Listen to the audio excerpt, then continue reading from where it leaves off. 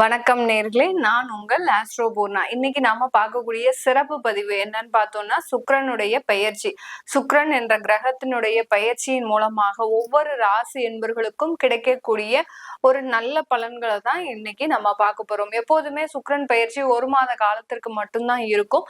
இந்த மாதத்துல நடக்கின்ற, அதாவது ஜனவரி மாதம் 28ஆம் தேதி சுக்கிரன் கும்ப ராசியிலிருந்து மீன ராசிக்கு உச்சம் பெற்ற சுக்கிரனா போறாரு, உச்சம் பெற போறாரு. மீன ராசியில சுக்கிரன் பகவான் உச்சம் பெறும்போது என்ன மாதிரியான பலன்களை ஒவ்வொரு ராசி என்பர்களுக்கும் கொடுக்க போறார், என்ன மாற்றங்கள் நீங்க செஞ்சுக்கலாம் அப்படின்றதுதான் நம்ம இந்த பதிவுல தெளிவா பார்க்க போறோம்.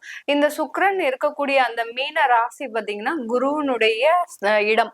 இந்த குருவினுடைய இடத்துலயே சுக்கிரனும், அடுத்து சுக்கிரனுடைய இடமான அந்த ரிஷப ராசியில அந்த குருவும் இருக்கிறாரு இந்த 4 மாத காலகட்டத்துல. இந்த 4 மாதத்துல பாத்தீங்கன்னா இந்த 2 கிரகங்களும் பரிவர்த்தனையும் ஆகக்கூடிய ஒரு நேரம். ஏன்னா குருனுடைய வீட்டுல சுக்கிரன், சுக்கிரனுடைய வீட்டுல அந்த குருன்னு இருக்கிறதுனால பரிவர்த்தனையும் இந்த காலகட்டத்துல வேலை செய்யும். இந்த மீன ராசியில சனியும் பயிற்சி ஆகிறார், ராகு பகவானும் இருக்கிறார், சுக்கிரனும் இருக்கிறார். இந்த 3 கிரகங்களும் சேர்ந்து என்ன பலன்களை கொடுக்க போகுது இந்த சுக்கிரனுடைய சேர்ந்து அப்படின்னு தான் நம்ம இந்த பதிவுல பார்க்க போறோம். ஒவ்வொரு ராசி என்பவர்களுக்கும் இந்த சேனல்ல முதல் முறையா பாக்குறீங்கன்னா சப்ஸ்கிரைப் பண்ணிக்கோங்க. பெல் பட்டன்ல ஆல் ஆப்ஷன் சூஸ் பண்ணீங்கன்னா உங்களுக்கு என்னுடைய அடுத்தடுத்த பதிவுகள் நோட்டிபிகேஷனா வந்துட்டு இருக்கும். மேஷ ராசி அன்பர்களுக்கு சுக்கிரன் 12ஆம் இடமான விரயஸ்தானத்துல உச்சம் பெறார். இந்த மேஷ ராசி அன்பர்களுக்கு சுக்கிரன் குடும்ப ஸ்தானாதிபதி, அடுத்து களத்திர ஸ்தானாதிபதிக்குரிய அந்த சுக்கிரனாகப்பட்டவர் 12ஆம் இடத்துல 28ஆம் தேதி ஜனவரி மாதத்துல இருந்து 30ஆம் தேதி மே மாதம் வரைக்கும் இந்த சுக்கிரன் பயிற்சி ஆகிறார். இந்த உச்சம் பெற்ற சுக்கிரன் என்ன செய்ய போறார், நான் தான் முதல்லயே சொல்லிட்டேன், பரிவர்த்தனை செய்யக்கூடிய ஒரு கிரகங்களாக மாறப்போகுது. சுக்கிரன் இந்த மீன ராசியில இருந்தா கூட இந்த மேஷ ராசி என்பர்களுக்கு தன்னுடைய சொந்த வீடான ரிஷப ராசியில் இருக்கும் போது எந்த மாதிரியாக செயல்படுவாரோ அந்த மாதிரி தான் இந்த சுக்கிரன் இந்த காலகட்டத்துல செயல்பட போறாரு. இந்த குரு பகவான் ரிஷப ராசியில இருக்கும் போது இந்த சுக்கிரனாகப்பட்டவர் 2வது முறையாக, அதாவது இந்த இடத்திற்கு வரும்போது மிக பெரிய அளவுல ஒரு மாற்றத்தை இந்த மேஷராசி என்பர்கள் அனுபவிப்பார்கள். ஏன்னா இந்த காலகட்டத்துலதான் அந்த பரிவர்த்தனை ஆகும் போது குடும்பத்துல வருமானங்கள் வர தடையா இருக்கிறது எல்லாமே வரக்கூடிய ஒரு நேரம். அதே சமயத்துல விரயம் எப்படி ஆக போகுது, விரயஸ்தானத்துல இருக்கிறாரு, ஆனா இந்த சுக்கிரன் எப்படி குடும்பத்துல வருமானத்தை கொடுப்பாரு அப்படின்னு பார்க்கும்போது வருமானத்தையும் கொடுத்து அதற்கு உண்டான செலவுகளையும் ரெடியா வச்சிருப்பாரு. அதுதான் இந்த சுக்கிரனுடைய பயிற்சி இந்த மேஷ ராசி அன்பர்களுக்கு இந்த வரக்கூடிய ஒரு 4 மாதத்துக்கு கொடுக்க போறாரு. நம்ம இதுல செய்ய வேண்டிய வேலைகள் என்ன அப்படின்னு பார்க்கும்போது நம்ம ஜோதிட ரீதியாக பலன் சொல்றோம். உங்களுக்கு வருமானம் வரப்போகுதுங்க, உங்களுக்கு நல்ல வேலை கிடைக்க போகுதுங்க, உங்களுக்கு திருமண வாழ்க்கை அமைய போகுதுங்க அப்படின்னு நம்ம சொல்லிட்டே போலாம், எவ்வளவு வேணாலும் சொல்லிட்டே போலாம். ஆனா இதை நம்ம எப்படி செயல்படுத்தணும், என்ன மாதிரியாக நம்ம இந்த காலகட்டத்துல செஞ்சா நம்மளுக்கு வருமானம் வரும் அப்படின்றதுதான் நம்ம இந்த ஜோதிட ரீதியாக ஆய்வு செய்து உங்களுக்கு ஒவ்வொரு பலன்களையும் சொல்லிட்டு இருக்கிறோம். இப்ப இந்த மேஷ ராசி அன்பர்கள் குணாதிசயங்கள் பார்க்கும்போது அவர்கள் எப்போதுமே நெருப்பு ராசியினர். நெருப்புன்னு சொன்னாலே ரொம்ப படபடன்னு இருப்பாங்க. செவ்வாயினுடைய ஆதிக்கமும் அதிகமாக இருக்கும் இந்த மேஷ ராசி என்பர்களுக்கு. இப்படிப்பட்ட இந்த மேஷ ராசி என்பர்கள் ஒரு முடிவு எடுக்கணும்னா சட்டுன்னு எடுத்துருவாங்க, பட்டுன்னு அந்த வேலையை முடிக்கக்கூடிய ஒரு நபர்களாக தான் இருப்பாங்க இந்த மேஷ ராசி என்பர்கள். இப்படி எடுத்தா இந்த காலகட்டத்துல நம்மளுக்கு நல்ல ஒரு மாற்றங்கள் கிடைக்குமா மேடம், நான் ஒரு தொழில் செய்யலான்னு நினைச்சிட்டு இருக்கிறேன், புத்தாண்டு பிறந்தாச்சு, புத்தாண்டுல நிறைய மாற்றங்கள் வரும்னு சொன்னீங்க, ஆனா எங்களுக்கு இந்த விதமான ஒண்ணுமே வரல, ஆனா நான் ஒரு தொழில் செய்யலான்னு நினைக்கலான்னு இருக்கிறேன், ஆனால் அது என்னால முடியுமா அப்படின்னு கேக்குறவங்களுக்கு இந்த காலகட்டத்துல வருமானம் வரக்கூடிய நேரம். நீங்க சின்ன சின்ன முயற்சிகளை எடுத்து அந்த வருமானம் வருமா அப்படின்றத நீங்க ஒரு ஆய்வு செய்து பார்க்கக்கூடிய ஒரு சூழ்நிலையாக தான் இருக்கும். இந்த காலகட்டத்துல உங்களுக்கு வர வேண்டிய வருமானங்கள், நீங்க யாருக்காவது கடன் கொடுத்துருக்கிறீங்க, இல்ல உங்களுக்கு ஒரு லோனே ஏற்பாடு பண்ணணும் அப்படின்னா டக்குன்னு இந்த டயத்துல இந்த 4 மாதத்துல நீங்க ஏற்பாடு பண்ணீங்கன்னா கண்டிப்பா அதுல இருந்து உங்களுக்கு ஒரு நல்ல மாற்றங்கள் வரும். கொடுத்த பணம் வரவே மாட்டேங்குது, எனக்கு எங்க இருக்கிறாங்கன்னே தெரியல அப்படின்னு சொல்லக்கூடிய அன்பர்கள், மேஷராசி அன்பர்கள் எல்லோருக்குமே இந்த 4 மாதத்துல நீங்க இந்த காலகட்டத்துல ஒரு நல்ல ரீதியா நீங்க ட்ரை பண்ணுங்க. கண்டிப்பா உங்களுக்கு ஒரு பார்ட் ஆஃப் அமௌண்ட் உங்க கைக்கு வந்து சேரக்கூடிய ஒரு நேரமாக தான் இருக்கும். அந்த வரக்கூடிய அமௌண்ட்டுக்கு நீங்க சுப செலவுகளை அதிகமாக வைத்திருக்கக்கூடிய ஒரு காலகட்டமாகவும் இருக்கும். இந்த வரக்கூடிய வருமானத்திலிருந்து ஒரு வீடு கட்டுறதோ, அடுத்து பாத்தீங்கன்னா இவர் களத்திர ஸ்தானாதிபதியும் கூட, ஒரு திருமண செலவுகளுக்கு நம்ம அந்த வருமானத்தை பயன்படுத்துறதோ, இந்த மாதிரியான விரயங்களை செய்யும் போதுதான் அந்த உச்சம் பெற்ற சுக்கிரன் மிக முக்கியமான ஒரு பங்கை அளிக்கிறார் நம்மளுக்கு, இந்த மேஷ ராசி என்பர்களுக்கு.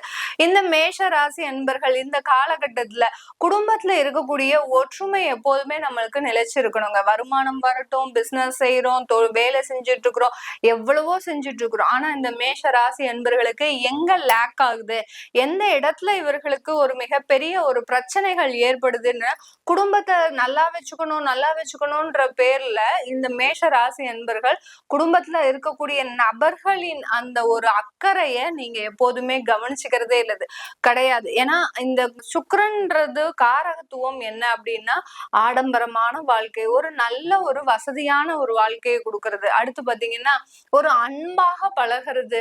பெண்ணாக இருந்தாங்கன்னா ஆண்கள், ஆணாக இருந்தாங்கன்னா பெண்கள், இந்த மாதிரியான அன்பை பரிமாறி கொள்றதுக்கு இந்த சுக்கிரன்றது கிரகம் ஒரு முக்கியமான ஒரு ஸ்தானத்தை அழிக்கக்கூடிய ஒரு நேரமா இருக்கு. இதுல இந்த மேஷ ராசி என்பர்கள் இந்த உச்சம் பெற்ற சுக்கிரன் இந்த பெயர்ச்சி ஆகும் போது அந்த குடும்ப நபர்களிடம் அந்த ஒரு பாசத்தை நீங்க பரிமாறிக்கணும். இந்த டயர்ல பரிமாறல அப்படின்னா, இந்த புதுசா திருமணம் ஆகுது அவங்க எல்லாம் பாத்தீங்கன்னா இந்த காலகட்டம் எல்லாம் முக்கியமான காலகட்டம். ஒரு திருமணம் ஆகுதுன்னா நமக்கு திருமணம் ஆயிடுச்சு, நம்ம நல்லா உழைக்கணும், நல்ல வருமானத்தை பண்ணி கொடுக்கணும் அப்படின்னு நினைச்சு நீங்க வீட்டுல இருக்கிறவங்களை கவனிக்காம விட்டுட்டீங்கன்னா அங்க விரிசல்கள் ஏற்படுறதுக்கு வாய்ப்பு இருக்கு. இந்த மாதிரி தான் அந்த விரயம்ன்றது உங்களுக்கு பயன்பட போகுது. அப்போ இந்த நேரத்துல நீங்க குடும்பத்துல இருக்கிறவங்க கூட ஒரு நல்ல ஒரு ஒற்றுமையை பாராட்ட வேண்டும். ஏற்கனவே பிரிஞ்சு இருக்கிறீங்களா, இந்த காலகட்டத்துல போய் பேசுங்க. கண்டிப்பாக உங்களுக்கு அதற்குண்டான எல்லா ஒரு சாதகமான அமைப்புகளும், ஒன்று சேர்வதற்கு உண்டான எல்லா அமைப்புகளும் உங்களை தேடி வரக்கூடிய ஒரு நேரமாக இருக்கும். அதே சமயத்துல இந்த 12ஆம் இடத்துல உச்சம் பெற்ற சுக்கிரன் இன்னொன்னு என்ன செய்ய போறாரு இந்த மேஷ ராசி என்பர்களுக்கு, மாணவர்களாக இருக்கிறீங்க, இல்ல ஒரு வேலைக்கு போகக்கூடிய ஒரு நபர்களாக புதுசா வேலைக்கு போறேன் அப்படின்னு இருக்கிறீங்க அப்படின்னா, நீங்க வெளிநாட்டு வாய்ப்புகள் எல்லாம் நல்லா தேடலாம். வெளிநாட்டு வாய்ப்புகள், அடுத்து பாத்தீங்கன்னா உங்களுடைய இடத்துல இருந்து இன்னொரு இடத்திற்கு இடம்பெயர்ந்து போகக்கூடிய ஒரு சூழ்நிலையை நீங்க உருவாக்கிக்கிட்டீங்கன்னா கண்டிப்பா அந்த இடத்துல உங்களுக்கு அதிகமான வருமானம்ன்றது இந்த சுக்கிரனுடைய பெயர்ச்சியில 4 மாதத்துல உறுதியா இருக்கு. இந்த 4 மாதத்துல திருமணம் ஆகாதவர்களுக்கு கண்டிப்பாக இந்த காலகட்டத்துல திருமணம் நடைபெறக்கூடிய தருணம். இது நாள் வரைக்கும் நீங்க நிறைய முயற்சி செய்து மேஷராசி என்பர்கள் சில விஷயத்துல எல்லாம் சட்டுன்னு நான் சொன்ன மாதிரி ஒரு தடாலடியா முடிவு எடுப்பீங்க.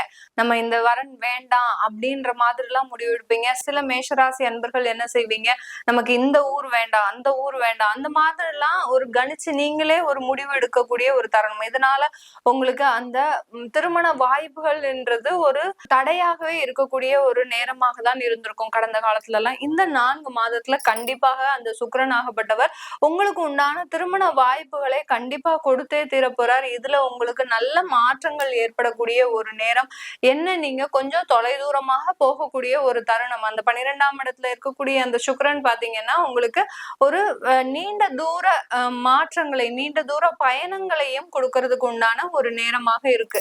2, 7, 12 இந்த 3 இடங்களும் சம்பந்தப்படும் போது இந்த சுக்கிரனுடைய பார்வை பாத்தீங்கன்னா 7ஆம் இடத்துல விழுது. அப்படி இருக்கும்போது இந்த காலகட்டத்துல வேலைக்கு செல்லக்கூடிய இந்த மேஷ ராசி அன்பர்களுக்கு அதிகமான லாபங்கள், வருமானங்கள், ஒரு இன்கிரிமெண்ட், பதவி உயர்வு, நல்ல நல்ல ஒரு மதிப்பு, மரியாதை எல்லாமே கிடைக்கிறதுக்கு உண்டான ஒரு நேரமாக இருக்கும். அந்த குருவும் சுக்கிரனும் பரிவர்த்தனை ஆகும் போது அந்த மதிப்பு, மரியாதை, புகழ்ன்றது இந்த மேஷ ராசி அன்பர்களுக்கு தானாக கிடைக்கக்கூடிய ஒரு நேரம். வேலை செய்யறவங்களுக்கு மட்டும், தொழில் ஸ்தாபனத்துல அதிகமான ஒரு முன்னேற்றங்கள் இருக்கும்.